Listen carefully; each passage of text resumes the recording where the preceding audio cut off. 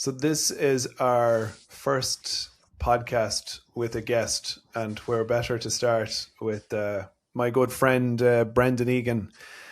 So Brendan and I go way back. We went to school together, and we played football together, and it's evolved, but yet nothing has changed. That's the thing that really fascinates me about our interest in the space of performance, in the space of health and nutrition. We're still having the same conversations as we were having when you were doing sports science in Limerick. We won't get into the years, Brendan, but it's more than 20 years ago now. And what's great about this is I have these conversations now with Gemma McGuinness, who's on my team. We have these conversations now on a day-to-day basis, and we share the same kind of, I'm not going to use the word passion, but certainly interest in how we can help people make better decisions day to day for their health and their performance. So Brendan, it's great to have you. Thanks for having me, Daniel. I'm looking forward to getting our conversations that we have in private into public. Yeah. We will say probably most of what we would say in private. Names will be deleted. Names, yeah. Real life scenarios.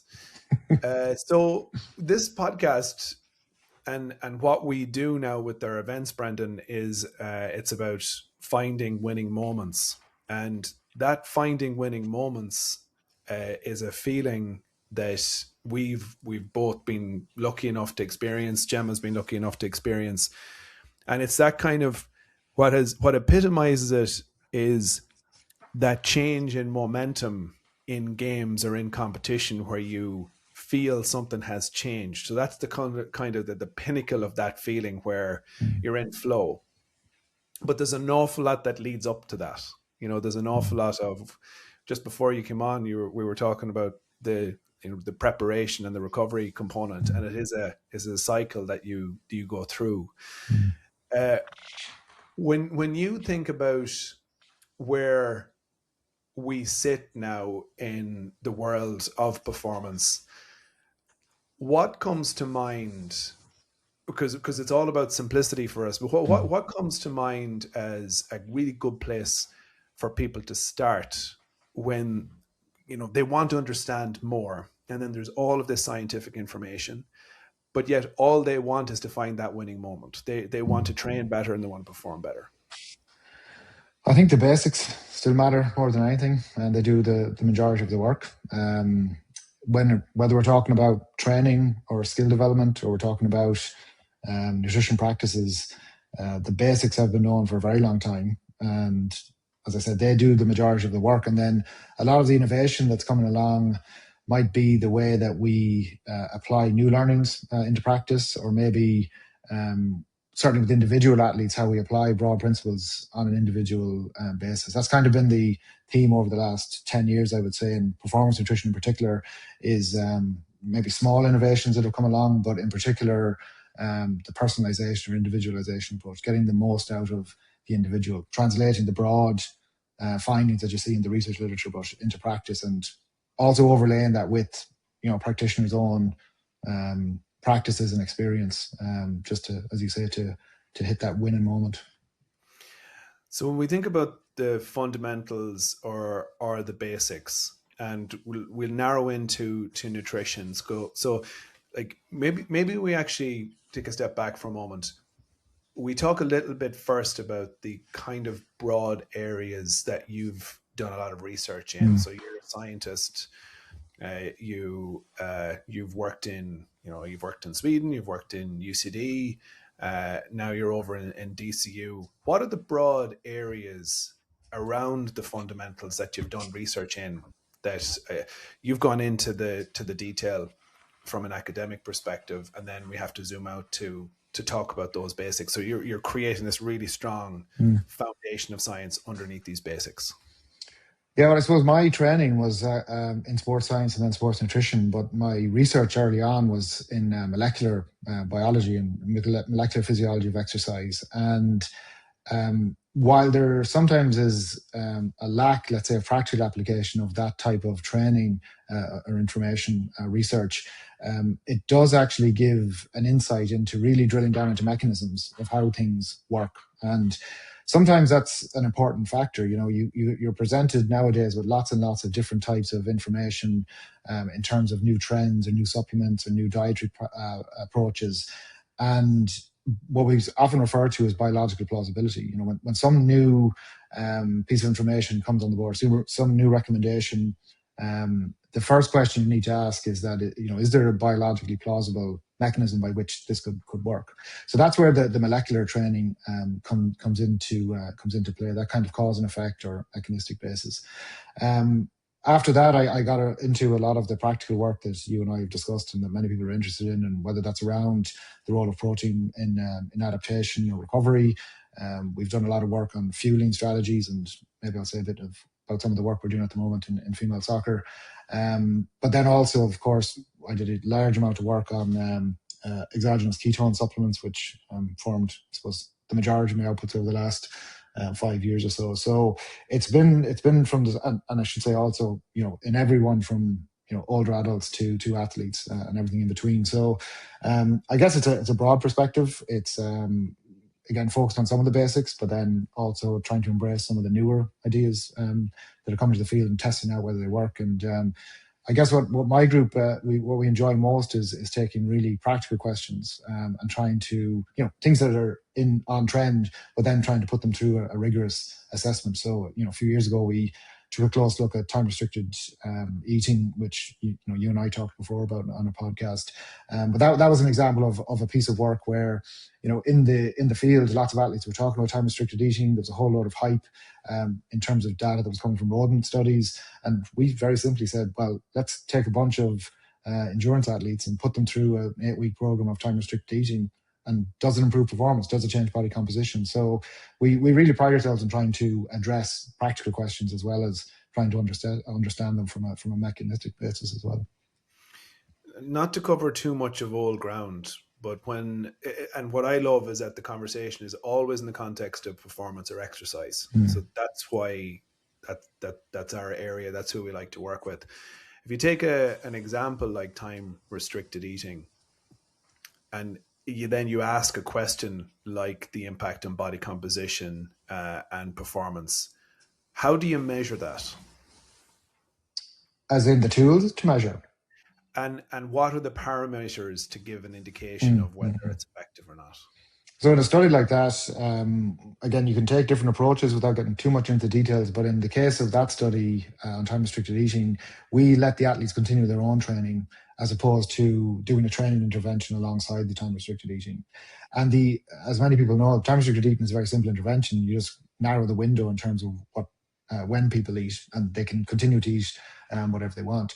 So those studies typically have a series of baseline measurements, some kind of performance outcome or performance index, you might say. So in our case, with endurance athletes, we put them through a ramp protocol on a treadmill, and we measure lactate concentrations at different running speeds.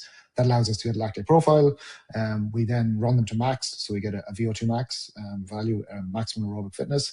And then, so they're kind of our performance-related measures. But then with body composition, we're looking at, in the case of that study, we use bioelectric impedance analysis, so BIA, similar to what you do with the in-body, but we used something called the Tanita, a similar product. And those measures allow us to look at body fat, muscle mass, changes in body weight itself. And then alongside that, another secondary outcome would be simply, does the diet change? So does their overall nutrient intake change over time? And so again, like I said, you establish a baseline measurement at pre, we call it, and then in this case 8 weeks post, we remeasure all of that and see whether there's been any changes. Obviously there's a control group as well, so we can attribute changes to the control group as well as the intervention. I'm going to ask you in a second about some of the outcomes, but the reason I asked you to give that bit of detail is we would sometimes go through this process with somebody, and they'd say that they changed something, and then they'd say, well, it works for me. And that's one of the things that in our early days and within our conversations, you would have said, it's one thing testing it, but how accurately are you testing it, and what are you using to assess it, and now you've got your own personal opinion and personal bias. So you feel a little bit better, or your clothes are fitting a little bit better. They're not particularly accurate measures, and yet you think that it's this one thing that you've changed, but you've changed all these other things too. Mm. And that's the value of what you're talking about, where you've got controlled measures to see, is there an evidence for this change? Yeah, of course, there is also though the difference between science and practice. So in a scientific study like we perform, we have a primary outcome. You know, we have a hypothesis built around a change in a primary outcome, and in that case, it was around body composition. But at any given time, you know, an individual, let's say in the real world, they might be interested in subjective feelings. You know, it might be that you know, they do time restricted eating and they feel better, inverted commas. You know, there's a subjective sense that their training is going better, or they're sleeping better, or whatever the case may be. Let's say this isn't being measured, it's just their own opinion on it. That kind of matters. You know, some people, if they feel better, they perform better. And some of those things we do capture in studies. You know, there are times we use subjective rating scales, but you know, I think what you're getting at is that's all well and good, but there's times when people are kind of fooling themselves and sort of telling themselves that something is working or some change that they made is working, and it's often better if we can measure it objectively and be able to show that evidence to them. And Gemma will get you in on this in a second, but I suppose what I'm really trying to get at here is people think they've changed one thing. Mm. They say that it's this, right? Yeah. But what they've actually changed is they've created a consistent pattern. Yeah. So there's all of these other things that are changing, but they've associated it with, let's say, time restricted eating. Back to the question then, or back to what did you find as one example from a research perspective? What did you find when you looked at body composition, performance, and time restricted eating? Yeah, so the performance metrics didn't change. There was no change in terms of lactate threshold or in terms of VO2 max. Where we did see some changes was a small drop in body weight, and so around about a kilo or so over the course of the 8 weeks, which again in already lean individuals is a reasonable change to have seen, given that apparently all we did was all they did, I should say, was to change their eating window. The changes, whether it's in muscle mass or fat mass, they were with the BIA, as you know, it's relatively accurate within the same individual tested over consecutive time periods. In research studies, it has to be a decent enough, a kind of sizable change to be able to see change that you call significant in terms of body fat or muscle mass. But in both cases, we saw slight trends downwards, and that kind of explains the 1 kilo or so of loss of total body mass. And then in terms of diet change, there was a small change in the amount of carbohydrate that was being consumed, which then reflected a small drop in energy intake as well. So it all kind of lines up, very subtle changes over the course of 8 weeks, but for a relatively low fidelity intervention, something that could be useful to certain individuals if they want to have a small amount of body weight loss in season while still being able to maintain their training intensity. What does it look like there's what's reported in the outcomes and what goes out to the world? But when you're having these conversations with people throughout the study, are you experiencing changes in their perception of how they're starting to interpret maybe their training or their own lifestyle throughout the study that's maybe just not reported, but you're actually having these conversations? Yeah, so that's a good point. Again, a lot depends on the study design. In certain studies, you would have weekly interactions with participants. Whether again depends on the intervention. Let's say, for example, you were doing a training intervention, then you're supervising it, then you're seeing them every other day.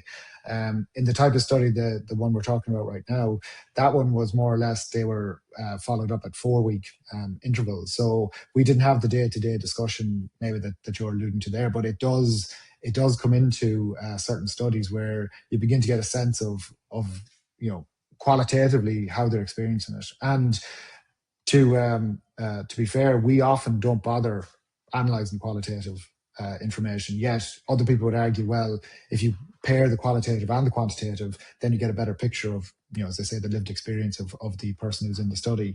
It's something we're going to do a bit more of now. We are beginning to do a bit more interview-based and qualitative research alongside our work. And again, in some of the research we're doing at the moment on female soccer players, we're beginning to do interviews alongside food diaries and sleep diaries and all the rest of it. So, and that's actually throwing up some quite interesting findings as well. So, to kind of answer your question, depends on the design, but there's actually a rich data that comes with the qualitative aspect and getting to know the participants as they run through an intervention. I think in our events, it's some of you can have these conversations with clients and helping them understand the evidence in the initial conversation, but it's how they start to bring it into their own life. We often see the biggest impact being in those in-person settings where they actually start to, it's probably more of a energy and we can actually have more of a conversation around it and personalize it. So I find it really helpful to maybe from a science point of view, how we might actually create a journey for someone to change their maybe mindset if they are engaged in it. Yeah, so again, when we, I used the phrase low fidelity earlier in relation to time restricted eating, because that is the simplest, let's say, intervention in the sense that it's just very clear instruction in terms of eating window, and then you see them a few weeks later. That's very different to what happens in the real world. If you're a practitioner, obviously, if you're working with clients, you probably check in with them every so often, much more frequently than once a month. If you're working in a team environment, you're seeing the players every day as a practitioner, and there's an interpersonal piece that happens there that we don't often capture in the research setting. And again, there's a PhD student who started in my group, or started, I should say, last September, and his interest is going to be more around the role of the practitioner and some of that interpersonal piece, as well as obviously what intervention can have from a fueling and performance point of view. Do you want to talk a little bit about the research you're doing with female soccer players, Brendan? We've touched on it before in some of our conversations, but it's probably surprised you a little bit in what you've been finding. There's some concerning insights when you think about what your research is picking up on. Yeah, so look, jump in at any time if you want me to expand on any bit of this, but it's actually, I think, an interesting example of practice research interaction. So a PhD student started my group, Laura McManus, 2.5 years ago. And at that time, I was working with the women's national soccer team here. And we talk about evidence-based practice a lot as nutritionists, and the idea that we look to the best available published evidence and that will inform our practices. That's it in a nutshell. We can expand more on the concept later if you want. But if you look at the evidence, let's say, that would be applied to female soccer players, it's very, very little. And we all kind of knew that. And the idea was simply, well, take the broad guidelines that are there for males effectively and just translate them into the female context. So that was the kind of practitioner hat, and looking then at the research. And Laura was interested in a project. She's a Gaelic footballer herself and a sports nutritionist. And we kind of coalesced on this idea, well, we're working in this area and there's a lack of research, and well, let's actually quantify how much research is there. So the initial study was really to look at what's the extent of the evidence around fueling female soccer players, what research has been performed. And in order to do that, there's this thing called an audit tool where you basically look at all of the research that's been done on the area, and then you identify what studies were male and female and mixed and so on. Ultimately, you end up seeing that there's about 4% of participants ever studied in the context of fueling soccer have been female. So it just speaks to how little specific research was done. Now, we've just actually had a paper accepted to be published in the next week or so, where we, in the absence of having good studies done to date, we did a critical appraisal of, well, is there any reason to think that there would be differences between men and women in terms of fueling strategies, in terms of their needs, I should say. cut a very long story short, we don't think there is, but that's kind of preliminary, tentative conclusion. But anyway, so to address the knowledge gap, Laura's got a couple of studies now that are ongoing. One is looking at fueling directly, so basically a type of carb loading protocol over 48 hours, and moderate versus high carbohydrate, and looking at performance outcomes, fatigue, and so on. And then her other piece that she's working on is the one where we're surveying, or we're going out to clubs in Ireland and doing a battery of tests in terms of assessment of body composition, providing them with sleep monitoring tools, collecting the food diaries with analysis, but then also looking at questionnaires related to menstrual health literacy, menstrual function, pelvic floor. Like it's a wide battery of tests. And then within each of those groups, we're looking at to interview them around their understanding of all of those concepts, what informs their behaviors and practices, and so on. And so, that's the big picture in terms of that PhD. We have a couple of other projects that are in related areas, but that's the overall pitch in relation to female soccer.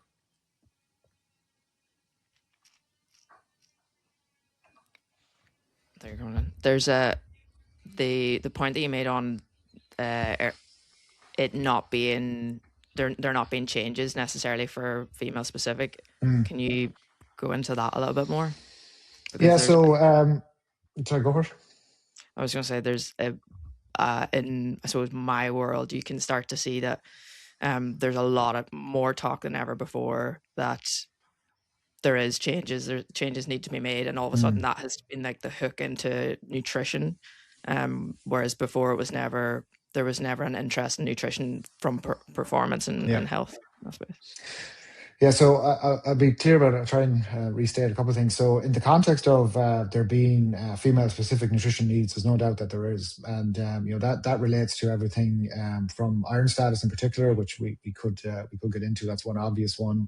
And then, of course, there are maybe different needs around a woman's period and other aspects of the menstrual cycle, but not this idea that, there's these dramatic swings in nutrition intake needed across the menstrual cycle. I think that's the message that's kind of become popular in public discourse, and it's probably not backed up by the evidence. And this isn't a case where there isn't evidence. There's quite a few studies now that look at that and conclude that there's probably no major effect of different phases of the cycle.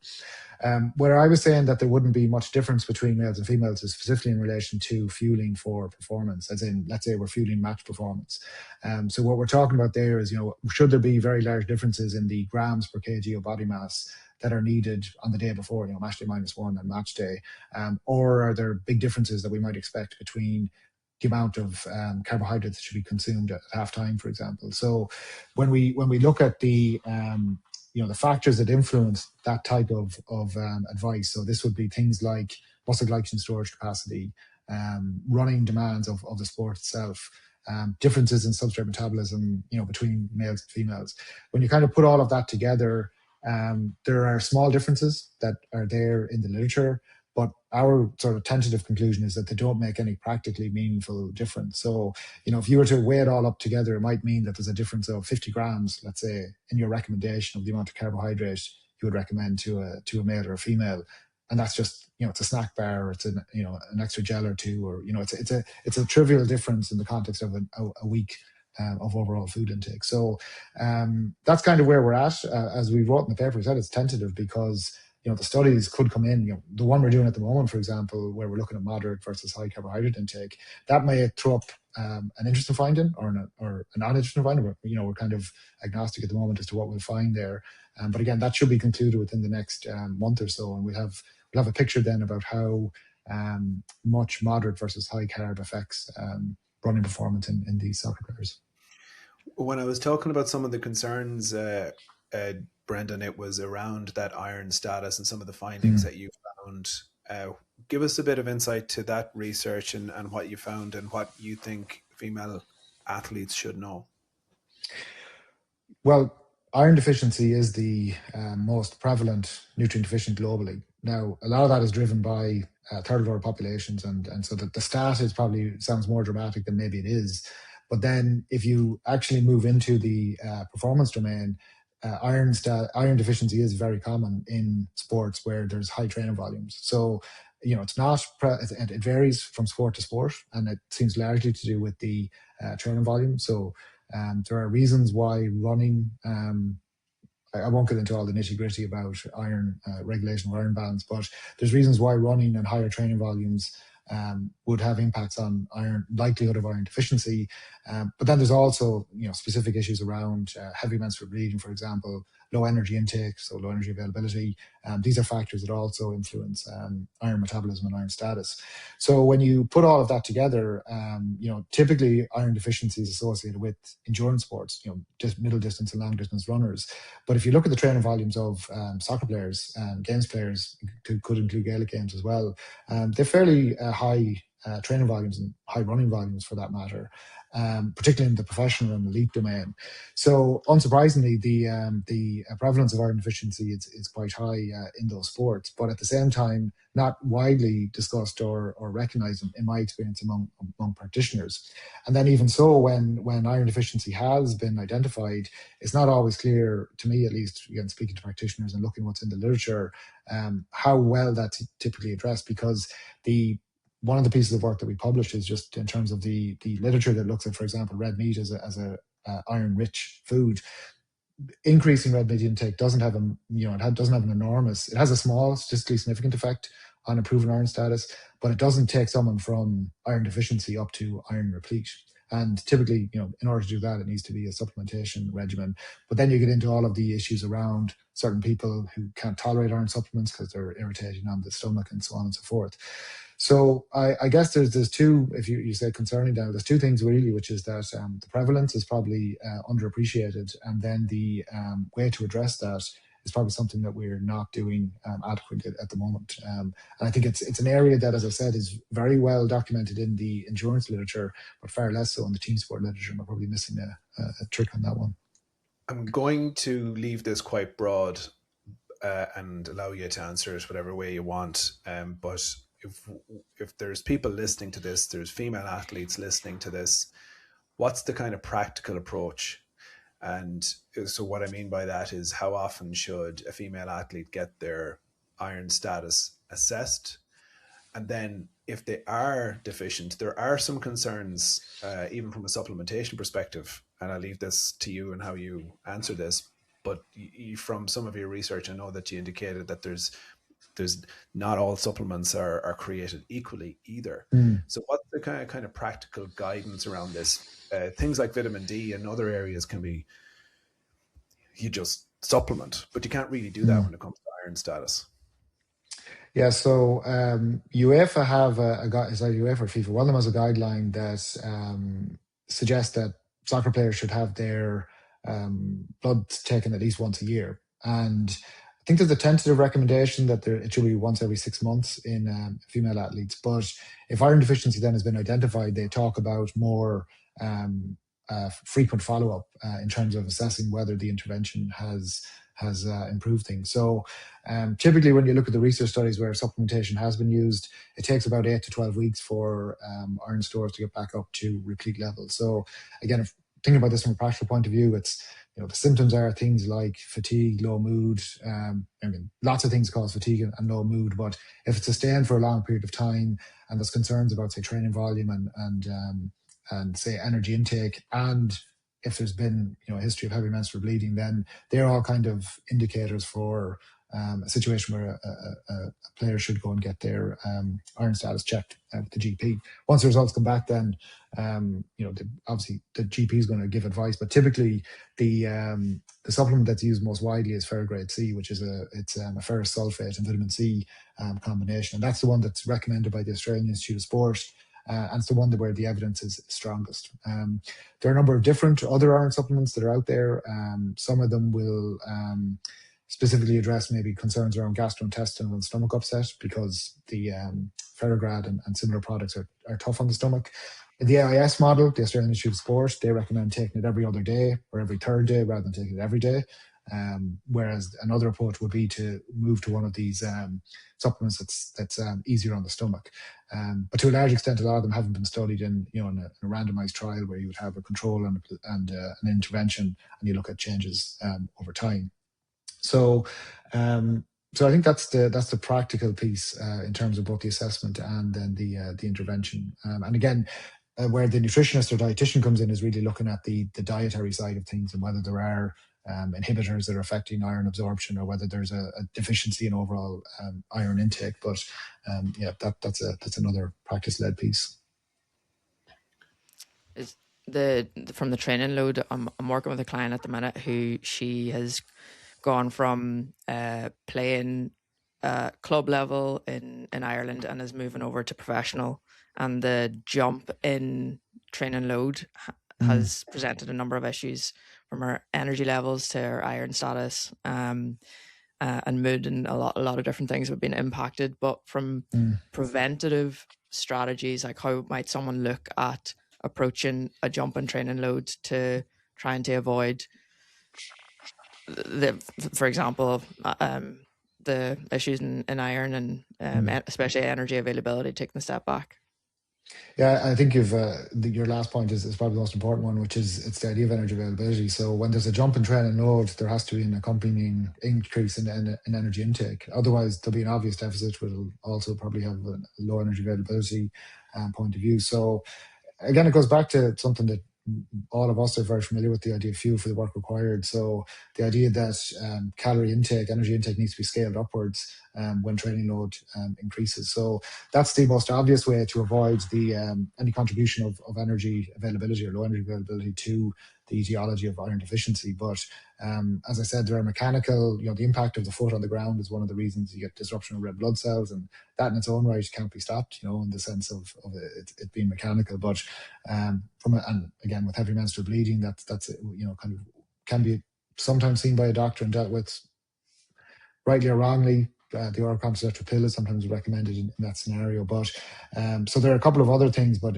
specifically in relation to diet, I think it's making sure that the energy intake is increased to reflect the increase in training load. We have 3 minutes left in our chat, and we've covered one topic. So I'm going to challenge you, Brendan, with one last question. The world has changed an awful lot, particularly in the last couple of years. And there's this sense that science is more important than ever. And people want to trust people who are credible and who use scientific approaches. And based on some of the conversations that we've had in the background, science has become important, but more so from a marketing perspective. And there's a lot of really bad science. How do you feel about this? How do you feel, because you are somebody that, you set such high standards for your research, for the research groups. That's something I've been exposed to my whole life with you. How do you feel about that gap and where science currently sits? I think we're going to need a whole podcast for that. I'll try and give a very brief overview. I think you're right, there's more and more research being published. The quality, I would say, is on the decline, as in the top quality research groups who are still doing good research and producing lots of good information. I think that forms the basis of what most people look at when they talk about an evidence base. But there are so many different avenues in terms of journals to publish research and to publish bad research. And people can take that bad research without really knowing whether it's good or bad, but they can take it and spin it or interpret it in different ways. And that can be, whether it's people in the public, reading, as you said, marketing materials, companies either deliberately or maybe inadvertently spinning up research to sound supportive of their products or of what they're selling. It's a very complicated place at the moment in terms of the translation of research into practice alongside marketing. But I do think that there's more information than ever, more misinformation than ever, and for whether it's athletes or just general consumers of information, for people who are interested in health and performance, it's more challenging than ever to sort out the signal from the noise. So I think that could be something worth talking about at length in another conversation. Thank you. It feels like we just got started, but we really appreciate you coming today and your insights and giving us so much more that we're going to have ready for our next conversation. So thanks very much. Emma? Thanks, Brendan. Thanks both. Thank you.